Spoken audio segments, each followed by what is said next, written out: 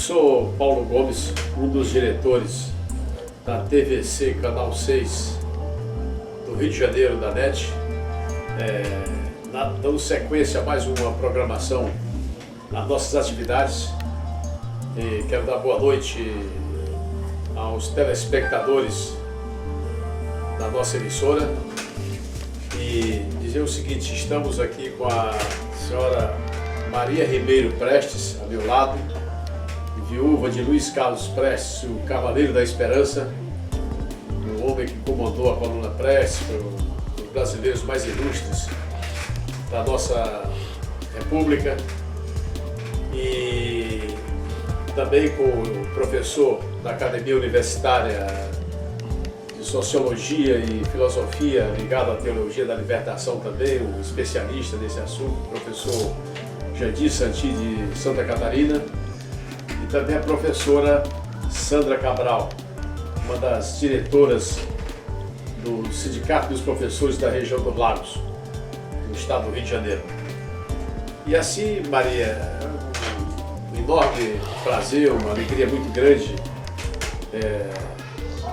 essa conversa aqui com você, esse bate-papo assim, informal, né? Você já é uma pessoa muito querida, que a gente admira a sua luta. Nós gostaríamos de ouvir sua opinião aí, que você nos dissesse aí. Você escreveu um livro, Minha Vida com o Luiz Carlos Prestes, e na sequência vamos conversando aí sobre isso, né? Em primeiro lugar, boa noite, e os microfones à sua disposição. Boa noite, telespectadores. É um prazer conviver e falar com vocês. Naturalmente, o meu nome já é bastante conhecido devido à minha atividade em fazer palestras em várias entidades me convidam, né? Sobre a minha vida e os 40 anos que eu vivi com um homem que faz parte da história do Brasil, Luiz Carlos Prestes, Cavaleiro da Esperança, e que com ele tive uma convivência muito boa, um aprendizado muito grande, e que sempre gosto de falar, conversar e discutir com os companheiros nas horas de encontros para debater momentos históricos e momentos atuais. Momentos atuais é uma situação muito delicada em que a gente está vivendo um retrocesso do Brasil. Eu, por exemplo, já tenho essa idade de 88 anos e desde 1930, com a prisão do meu pai e a condenação de que ele foi preso, condenado a 16 anos de prisão, eu fui filho e sou criada dentro de um regime do Partido Comunista. Toda a minha vida foi dedicada a esses momentos históricos que estamos vivendo até hoje. Desde 30, 35, 45, 50, 64 e agora, depois de uma conquista que tivemos com a anistia em 79, sofremos um retrocesso absurdo dentro da democracia brasileira, faltando até as perspectivas e respeito à nossa Constituição, com esse novo candidato que se apresenta como presidente da República e que foi eleito com a maioria de votos no nosso país, mas o futuro vai mostrar as consequências desse momento histórico em que estamos vivendo.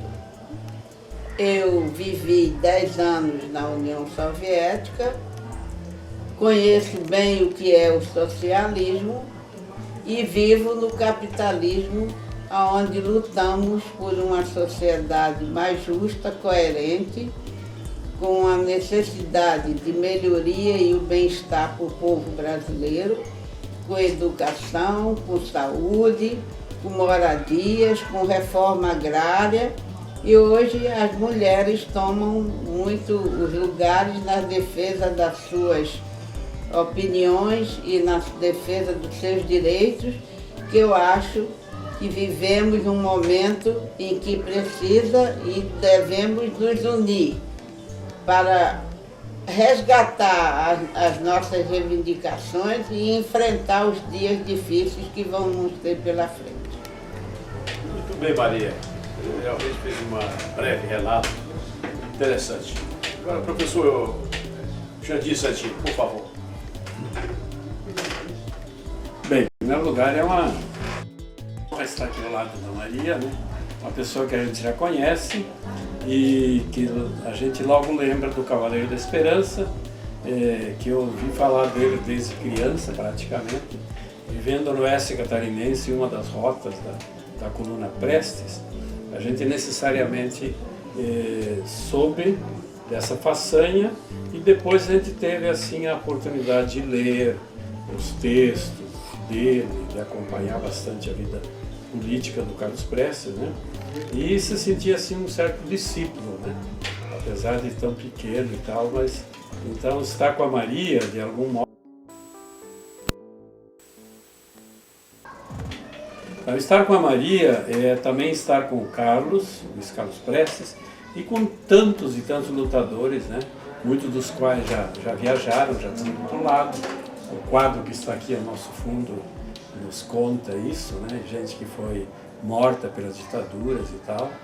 O Luiz Carlos esteve preso, viveu clandestino, viveu exilado, né? Mais tempo do que livre aqui no Brasil. Então tudo isso nos reporta para uma história desse país que teve talvez mais tempo de escravidão, mais tempo de sombras do que tempos de luz, praticamente, né? Então a gente já está meio acostumado com isso, né? Já está meio acostumado, já não se assusta tanto, mas a gente sabe que então precisa lutar mais, né? Eu acho que o Luiz Carlos e a Maria, eu li o livro dela, também tive a satisfação de lê-lo e já passei para outras pessoas, né? Tenho em minha cidade colegas da linha de Luiz Carlos Prestes, então tudo isso nos faz bastante familiares e é bom sempre falar com pessoas que viveram mais experiências, que eles têm mais condições de nos ajudar nesses momentos difíceis. Quer fazer alguma pergunta? Bom, pergunta a Maria, eu acho que esse medo que se criou aqui no Brasil ao comunismo, aos países socialistas, né, que o pessoal acha que é comunista, quem sabe se a senhora podia nos dizer alguma coisa a respeito da experiência, seja na Rússia, seja em Cuba, né, para que as pessoas saibam, escutem outras vozes que não as das televisões, etc., né, a respeito desses países.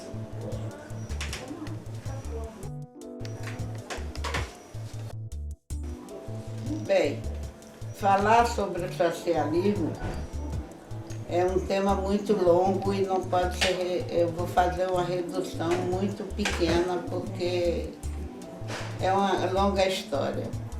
Primeiramente, não existe países comunistas. Existe sim ideologia, luta pelo comunismo, mas antes do comunismo nós devemos passar pelo socialismo. Socialismo é uma sociedade onde você constrói, produz, acumula para ser gasto no comunismo de acordo com as suas necessidades.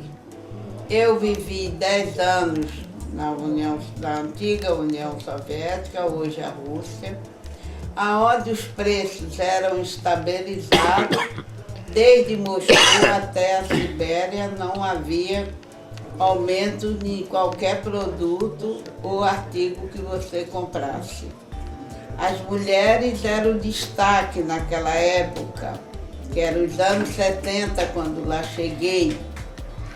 A Rússia tinha perdido mais de 25 milhões com a guerra. E as mulheres assumiram o poder. Eram tratoristas, eram mulheres que reformavam casa, que pintavam, que trabalhavam no campo, que dirigiam caminhões, tratores, metrô, ônibus, tudo na cidade onde eu vivi e percorri e visitei, as mulheres sempre estavam à frente de qualquer departamento que fosse do governo ou que fosse particulares, porque não havia nessa época, os homens tinham morrido na guerra.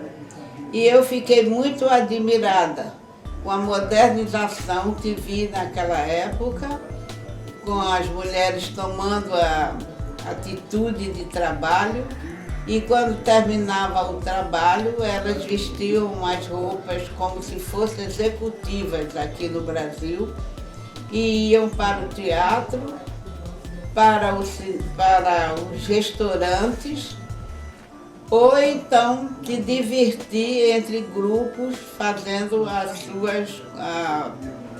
grupo de mulheres para tomarem decisões nas suas obrigações.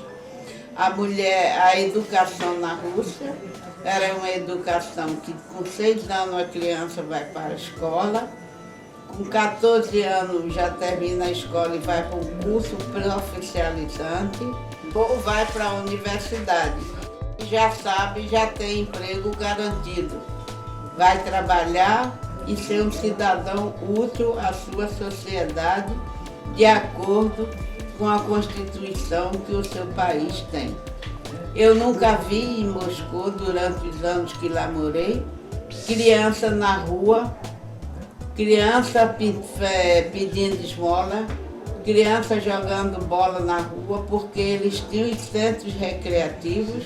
Eu mesmo participei de um centro com 15 mil crianças, onde todos eles, cada um tinha seu grupo para estudar, ou teatro, ou cinema, ou arte, ou cozinha. Qualquer tipo de profissão que quisesse era criada nesse departamento, para que a criança não ficasse na rua jogada sem fazer nada. Eu mesmo tive grupo lá que eu dei aula de português para algumas crianças lá, e que hoje são minhas amigas e sempre vêm aqui no Brasil nos visitar. E eu me correspondo com elas também por telefone, continuando a nossa amizade daqueles anos em que lá morei.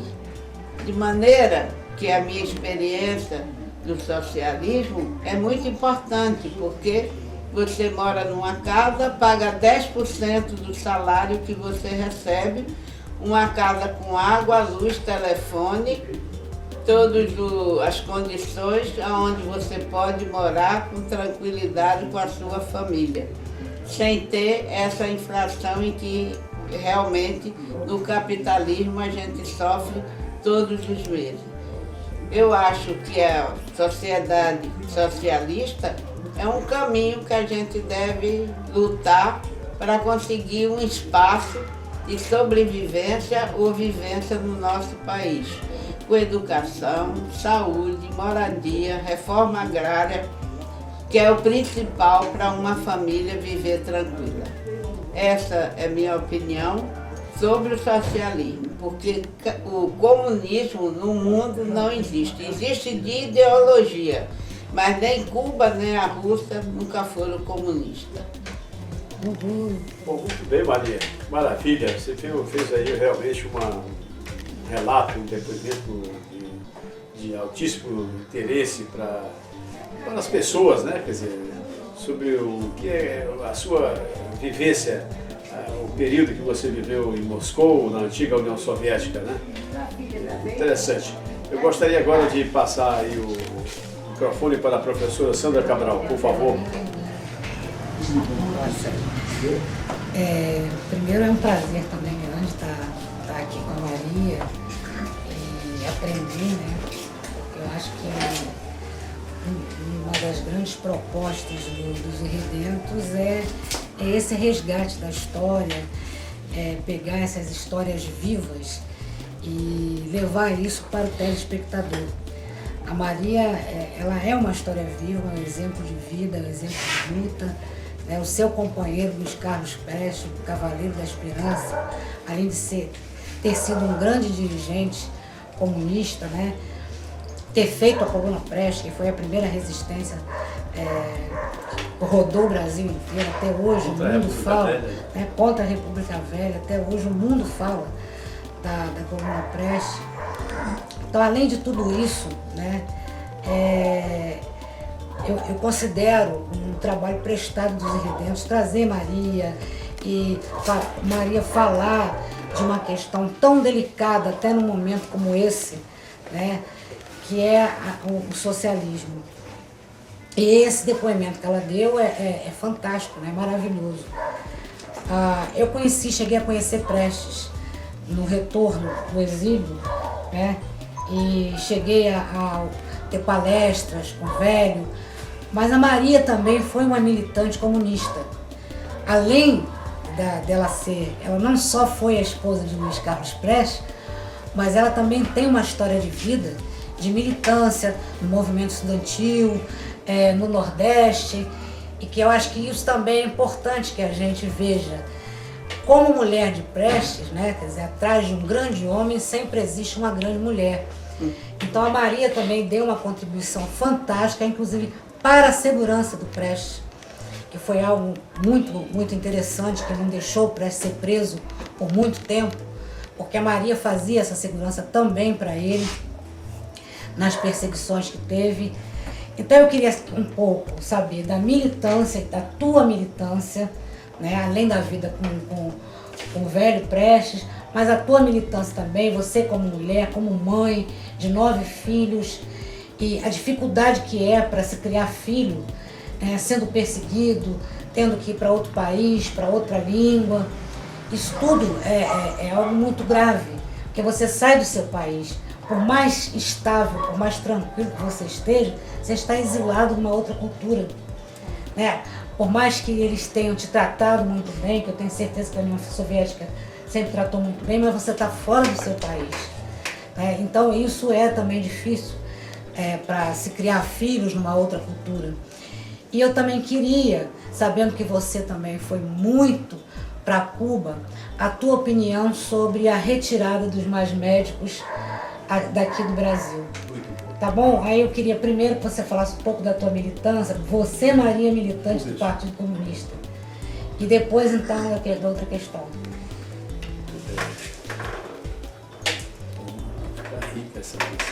Bom, a minha militância se deu porque o meu pai era comunista, era camponês, veio do campo para a cidade e junto com outras pessoas, os contatos que ele tinha, tornou-se um comunista.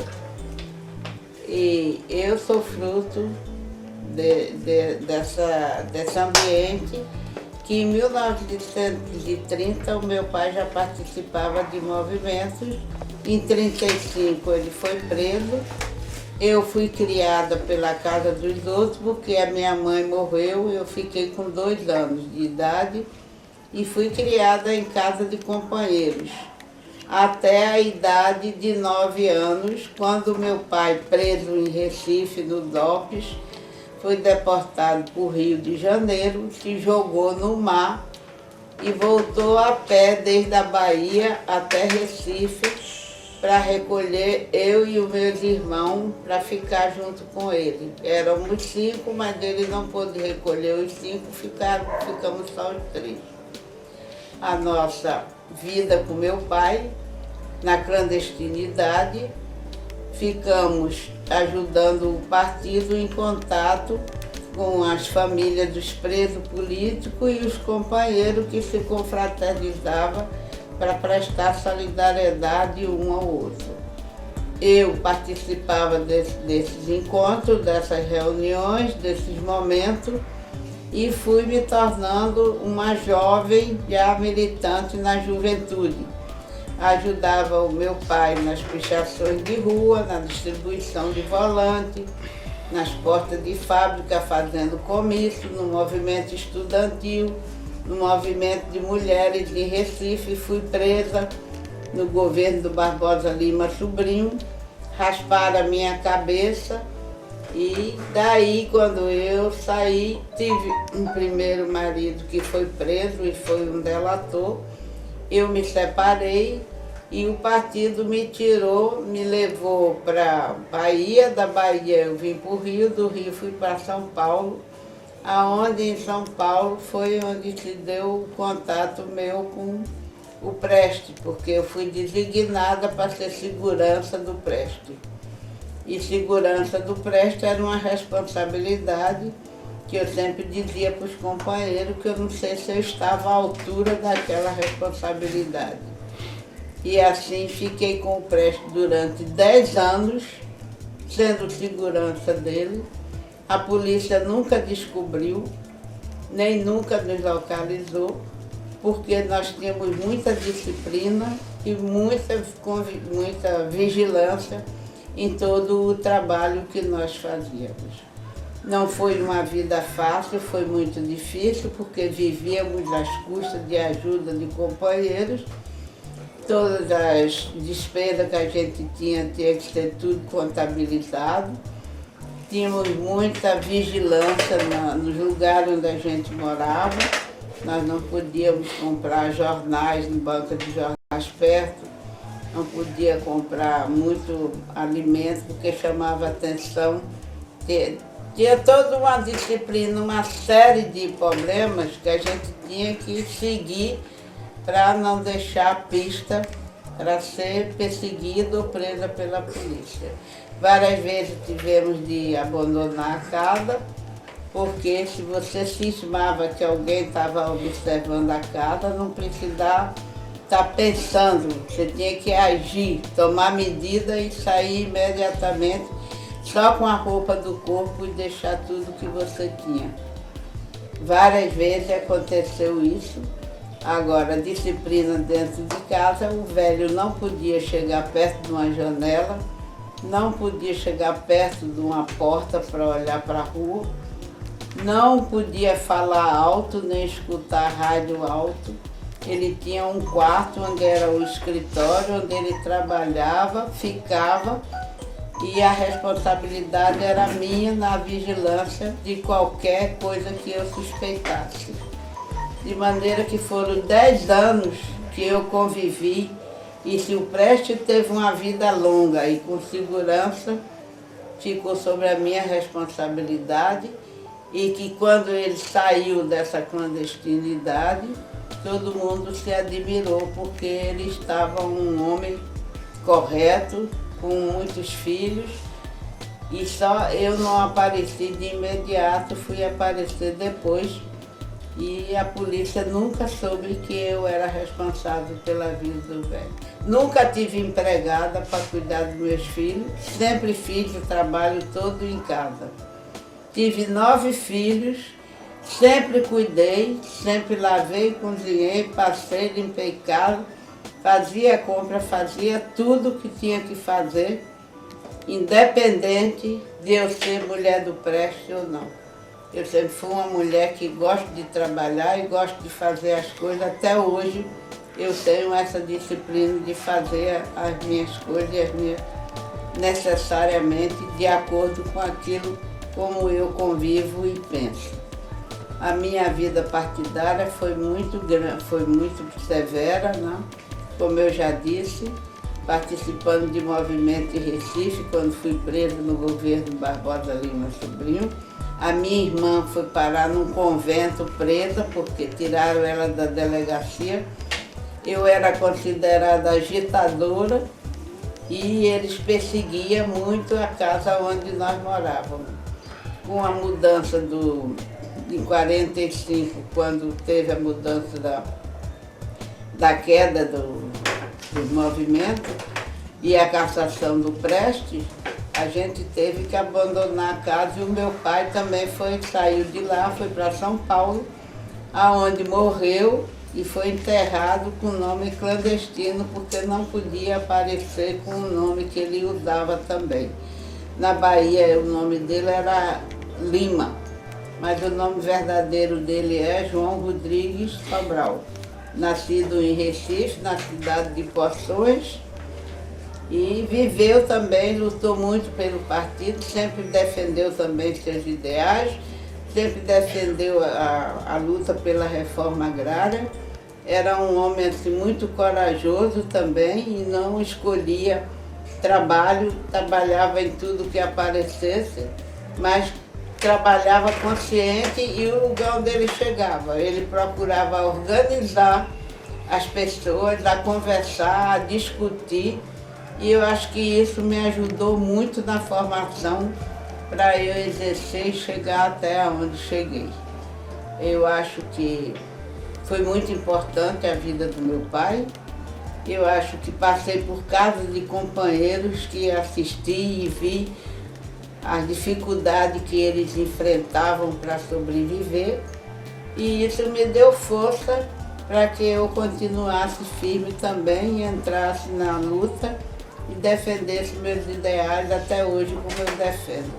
Eu acho que todos nós não precisamos ser taxados nem ter na testa que é comunista. Mas aonde você está, você tem que lutar, melhorar, conversar com as pessoas para defender as suas opiniões, as suas leis que a gente tem no país, para uma questão de sobrevivência. Eu acho que na situação atual, esse governo vai sofrer muitas consequências nessas medidas drásticas que ele está tomando em relação a outros países e principalmente em relação aos problemas de médicos aqui expulsando do país, onde há muita necessidade. Eu conheço lugares que eu já visitei, onde os prefeitos dizem que os brasileiros não querem trabalhar nesses povoados, porque os povoados não têm cultura, não têm subsistência para eles viverem com a família nessas localidades. Mesmo recebendo um salário de 10, 12 mil reais, a dificuldade de que esses médicos brasileiros vá para esses povoados viver. Principalmente no norte, no sul de Goiás, onde eu visitei, conversei com várias entidades sobre o problema de saúde na região, e eles se queixam que os médicos não querem enfrentar esses lugares onde tem epidemias, pobreza e dificuldade de locomoção e vida cultural. De maneira que é uma coisa a pensar, e é um acordo entre governo e governo, não precisa ser arrogante ou querer ofender as pessoas de outro estado, de outro país. Muito bem, Maria, eu estou encantado, viu, com essa sua história aí, a sua militância, que eu já conhecia, já também li seu livro e sou um admirador seu aí da sua luta, né, que eu sei que é uma luta grande. Você é uma grande lutadora do povo. E como é o nome do seu pai mesmo, Maria? É João Rodrigues Sobral. João Rodrigues Sobral. Quer dizer, um grande lutador do povo, um grande brasileiro, né? Que a gente até não sabe, né? Quer dizer, mas foi um homem que lutou toda uma vida, né? Que se dedicou a uma causa, né? Então fazemos aqui uma homenagem a ele, aqui o Grupo Dos Irredentos, a TVC, Canal 6 da NET, homenageia e faz esse reconhecimento público à luta do seu pai. Obrigado. E, bom, vamos fazer aqui uma nova rodada. Professor Jandir, por favor. Bem, tanto do seu testemunho como de outros comunistas, uma das coisas que chama a atenção da gente é essa solidariedade entre os comunistas, né? Quanta gente perseguida, exilada, clandestina e sustentada pelos camaradas, pelos companheiros, em tudo. Esse é um dos pontos que sempre me chamou a atenção. E como é que você conseguiu transformar comunista em comedor de criança, etc. Né? E a outra coisa que também me chamou a atenção é a longevidade dos comunistas. Né? Só olhando aqui para o Brasil, a gente lembra assim, pelo menos uma dúzia, tudo gente que passou dos 90, alguns de 100 anos. Né? Martinelli. Nós temos um ainda, Martinelli, nosso colega de trabalho e tal, de Irredentos, com 94, e está na ativa. O Mário Lago, o Niemeyer, né? O próprio Prestes, Tá aqui a Maria com 88 e está firme, né? Então é uma das marcas dos comunistas, né? Viver muito tempo, né? E ativos, sempre ativos até o fim, né? E é difícil encontrar um obeso, né? É tudo gente assim que se mantém bem, né? Então talvez, quem sabe, se a Maria pode nos dizer alguma coisa, o que acha, por que é assim, né? Não sei se ela tem algum segredo assim para contar para a gente sobre isso, né? E acho que é importante a gente levar em conta, né? Quer dizer, se o que marca as pessoas é sua vida, é o que elas são, né? Por que é que existe esse preconceito contra comunista, né? Como se fossem pessoas más, né? Inclusive no meio fundamentalista, né? São os que são do diabo, né? Os comunistas. Os evangélicos, então. Impressionante isso. Então, Maria, talvez alguma palavra sua a respeito disso seria bom. Olha só, eu acho que essa lenda de comunista de comer criancinha foi criada pela igreja. Porque sempre dizia que comunista ia tomar a casa dos outros, ia tomar a mulher, tomar os filhos, ia perseguir, né?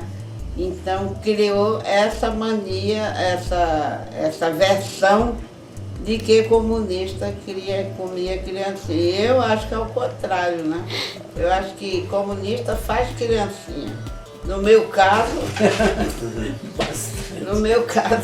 foram 9 filhos que eu tive.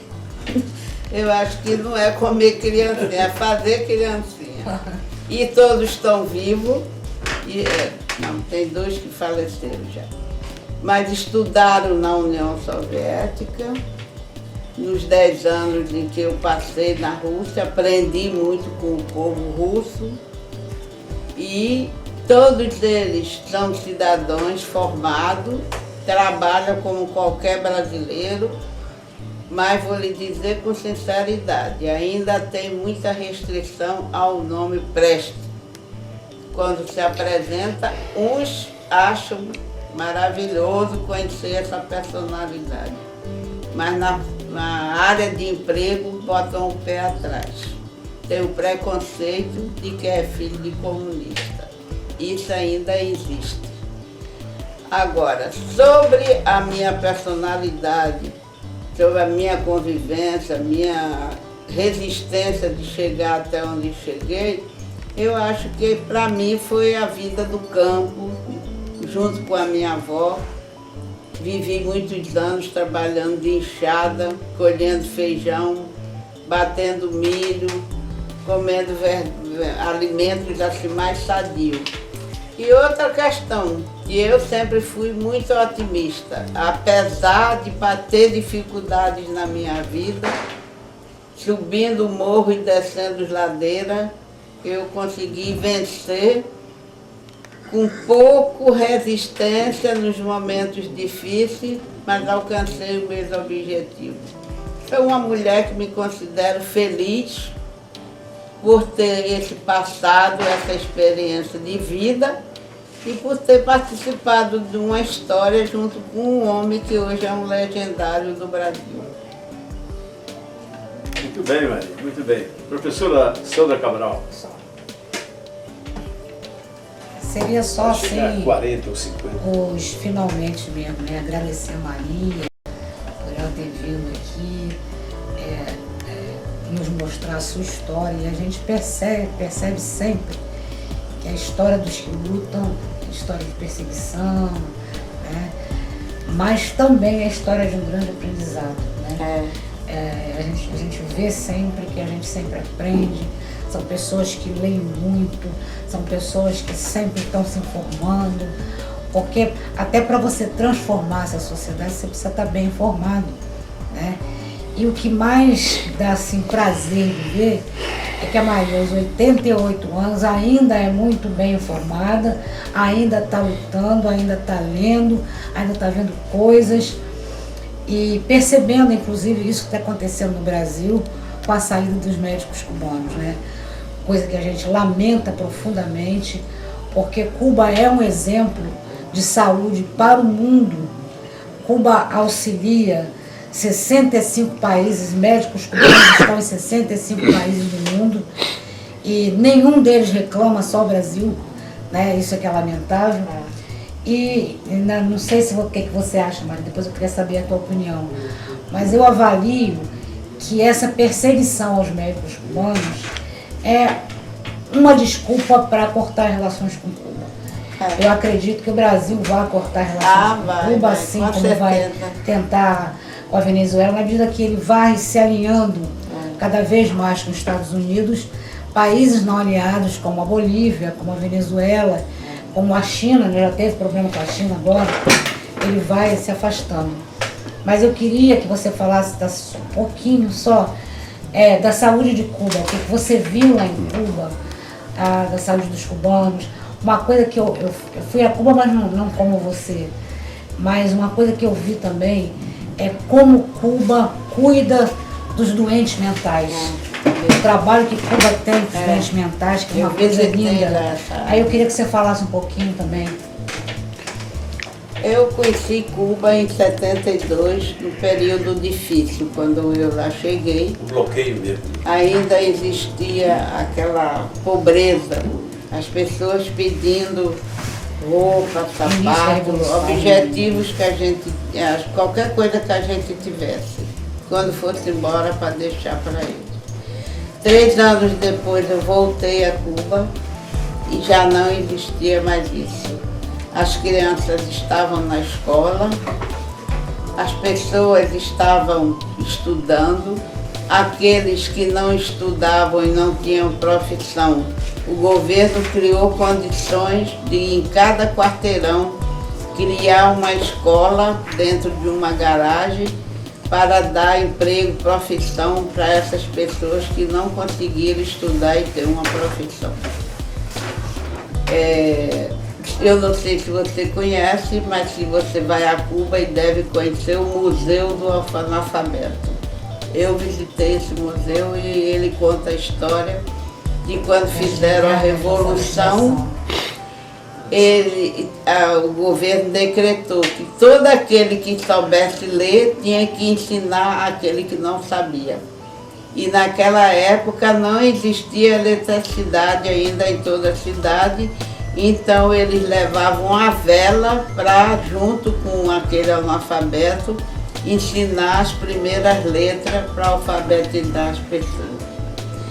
As crianças, eu posso falar, porque eu visitei lá várias entidades e escolas e vi como o governo tinha o cuidado na formação das crianças. Muitas crianças chegavam de Moçambique e Angola, aonde a MP lá tinha feito a revolução, e as crianças lá, quando estudavam, entravam na escola com 5 anos, quando chegava na última série, voltava para ser professores daqueles que iam estudar novamente. E Cuba fez um acordo com Moçambique e Angola e levava as crianças de navio para estudarem em Cuba as profissões de marceneiro, carpinteiro, eletricista, a trabalhar na terra, porque Cuba e Angola as terras são muito férteis, igual aqui no Brasil, que tudo que você planta dá, mas a pobreza lá era uma coisa horrível, que eu nunca vi tanta miséria na minha vida como vi em Moçambique e Angola.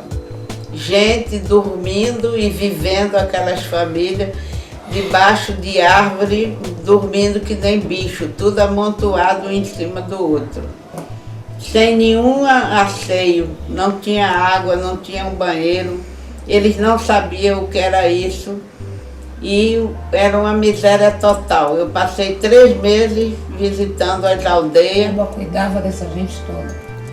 Cuba cuidava dessa gente toda. Ajudava muito, muitos cubanos foram para Moçambique e Angola e hoje são cidades que já têm universidade e escolas já primárias, de acordo com os países socialistas que ajudaram muito a Moçambique e Angola.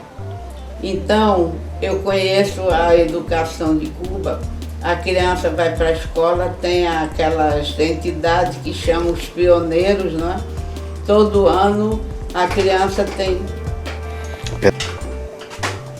Então, as escolas são apropriadas para a criança que vai fazer o curso primário, depois vai para o secundário, vai para uma escola fora da cidade, onde é integrado a profissão com o trabalho do campo.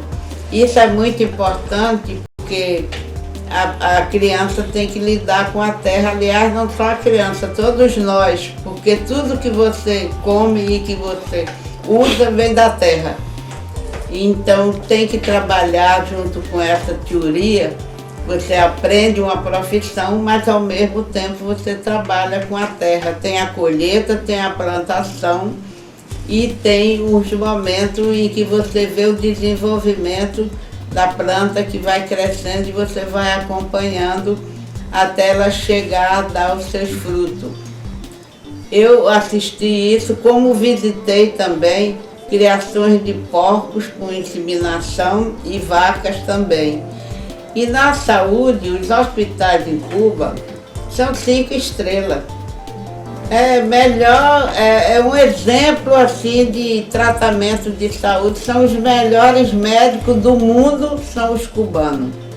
A escola vem da Rússia, porque com a Segunda Guerra Mundial, os cubanos fizeram muita medicina em Moscou.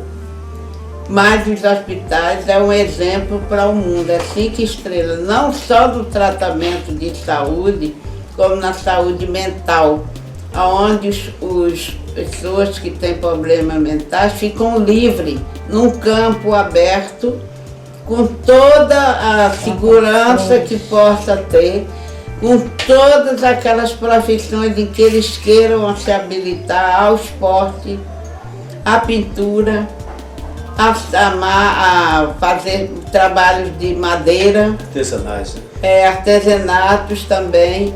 Então, é um exemplo. Você que vai a Cuba, tente procurar e conhecer esse trabalho dessa parte das doenças mentais, que é muito importante. A jardinagem que eles fazem, os trabalhos que eles fazem com tecidos, com coisas próprias de Cuba, é muito importante. Eu conheci Cuba e visito Cuba e gosto muito de Cuba porque eu conheço Cuba, conheço os cabarés, conheci a Bodeguita, conheci também a Guamá, conheci também Varadeiro, conheci a hospedagem dos Dupons que tem lá também, né? Então, eu acho que é importante você visitar Cuba, porque Cuba é uma ilha pequena, no meio do oceano, bloqueada, mas que ela é uma espinha na garganta do capitalismo e desses países que vivem oprimindo, sacrificando a vida do trabalhador e da população, usando a exploração para tirar os seus lucros. Cuba é um exemplo disso, com o turismo, que é muito bom, as praias de Varadeiro, Santa Maria, excelentes praias que vocês podem observar, e fazer um passeio por Cuba é maravilhoso. É uma ilha que é um exemplo para esses países que exploram o turismo para aqueles que visitam os lugares pitorescos. Que maravilha, que beleza, Maria. Mas, Maria, eu queria fazer umas 3 perguntinhas a você aqui, assim, meio rápido. Não sei se você pode ficar à vontade de responder ou não. Qual é para você, o que é Você tem algum herói na sua vida? Assim, da história da humanidade, dos grandes lutadores, das personalidades do mundo? Quem é um herói para você? Tem vários. Eu acho que nós temos vários heróis aqui no Brasil. A começar pelo Luiz Carlos Prestes, Gregório Bezerra, não é? Que era um exemplo de líder camponês, Francisco Julião também, esquecido, não é? e 10 membros do Comitê Central que foram mortos pela polícia, né? Irã Pereira, João Macena, Davi Capistrano, não é?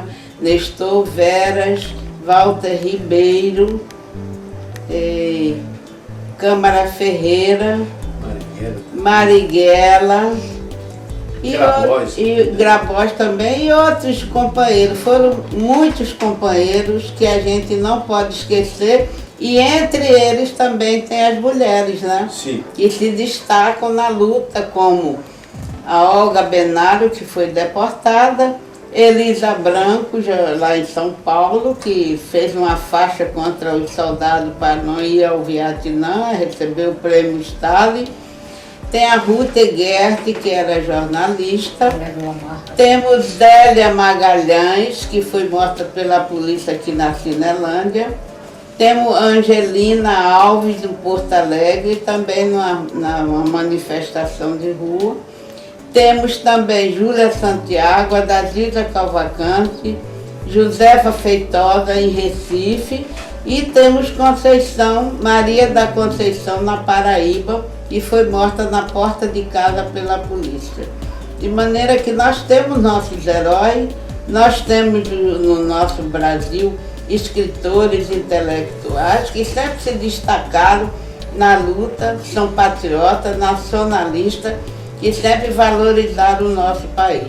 O nosso país é um país rico em personalidade, em cultura, em pessoas inteligentes que sempre construíram para trabalhar e construíram para a democracia nossa do Brasil. Eu acho que o povo brasileiro não vai morrer de fome e nem deixar de lutar pela sua pátria. Eu desejo a todos que se una e pense e defenda seus direitos à prova de fogo, porque a democracia sempre existiu e vai existir. Bom, Maria, a TVC, Canal 6 da NET, se sente muitíssimo honrada com a sua presença aqui, né? E a oportunidade de você contar um pouco da sua história, que já conhecemos, para o telespectador do Rio de Janeiro, do estado do Rio de Janeiro. E agradecemos também ao professor Jandir Santi, de Santa Catarina, também um grande intelectual e lutador, e membro da direção dos Núcleos dos Irredentos. A professora Sandra Cabral, também uma das diretoras do CEP aqui da região dos Lagos, e também membro do Grupo Irredentos. Nós nos sentimos muito honrados e foi uma grande alegria. E a todos, muitas felicidades e boa sorte aí nas nossas... Obrigado.